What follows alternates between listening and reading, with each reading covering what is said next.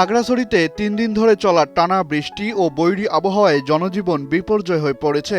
মঙ্গলবার সকাল থেকে থমথমে আবহাওয়ার মধ্যে হালকা থেকে ভারী বর্ষণে হু হু করে বাড়ছে জেলার চেঙ্গি নদীসহ বিভিন্ন নদ নদীর পানি। এরই মধ্যে জেলা সদরের মুসলিমপাড়ার নিচু এলাকা, উত্তর গঞ্জপাড়া, মেহেদী বাগের একাংশ এবং মহালছড়ি উপজেলার মাইজছড়ি বাজার তলিয়ে গেছে। এছাড়া দিঘিনালা ও লংগদু সড়কের ওপর পানি উঠে যাওয়ায় যান চলাচল মারাত্মকভাবে বিঘ্নিত হচ্ছে। আকস্মিক এই জলবদ্ধতায় চরম ভোগান্তিতে পড়েছেন নিম্নাঞ্চলের পানিবন্দী হাজারো মানুষ। আমার কয়েকদিনের বৃষ্টিতে আমার বাড়ি ঘর বাথরুম সব ভেঙে পানি ঢুকে মাটি ঢুকে পানি ঢুকে মানে আমি এমন কষ্ট পাচ্ছি বলার মতো নয়। আছি এখন বৃষ্টি হলে খুবই টেনশন লাগে, ভয় লাগে, রাত্রে ঘুমাইবার সুযোগ সুবিধা পাই না।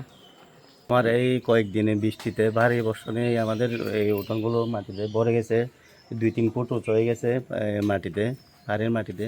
এবং এরকম যদি আরও পড়তে থাকে, বৃষ্টি হতে থাকে, পরে আমার ঘরের ঝুঁকিপূর্ণ হয়ে গেছে। এখন যদি মাটি ভেঙে পড়ে আমার ঘরের উপর পড়ার সম্ভাবনা রয়েছে।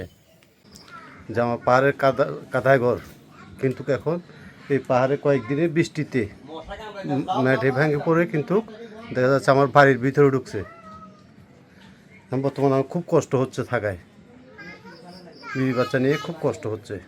টানা বৃষ্টির কারণে জেলার বিভিন্ন পাহাড়ের ঢালুতে ছোটখাটো ধস শুরু হওয়ায় বড় ধরনের পাহাড় ধসের আশঙ্কা বাড়ছে। পরিস্থিতি নিয়ন্ত্রণে ঝুঁকিপূর্ণ এলাকায় থাকা পরিবারগুলোকে নিরাপদ আশ্রয়ে সরিয়ে নিতে কাজ করছে প্রশাসন। খোলা হয়েছে আশ্রয় কেন্দ্র।